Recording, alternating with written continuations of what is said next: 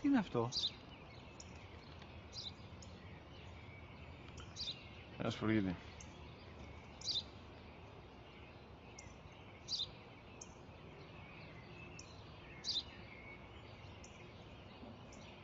Τι είναι αυτό? Μόλις τώρα στο είπα, πατέρα, σπουργίτη είναι.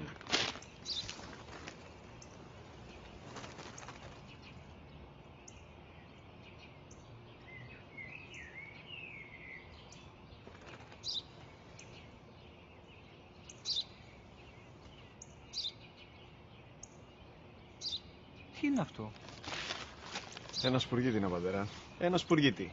Σπου-γι-τι!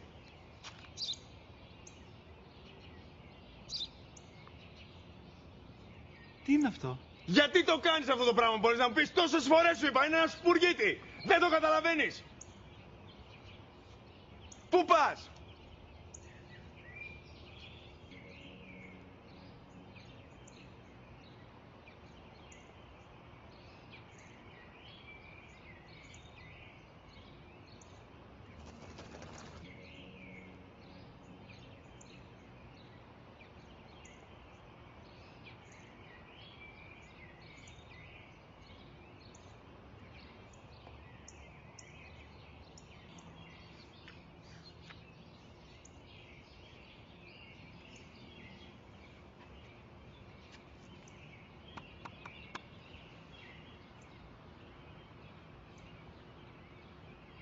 Δυνατά.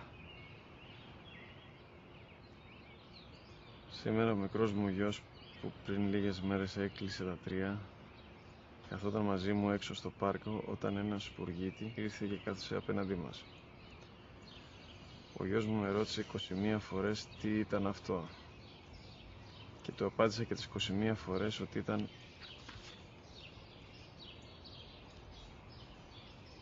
ένα σπουργίτη. Τον αγκάλιασα τρυφερά και τις 21 φορές που μου έκανε την ίδια ερώτηση ξανά και ξανά, χωρίς να εκνευριστώ, νιώθοντας στοργή για το αθώο μου αγοράκι.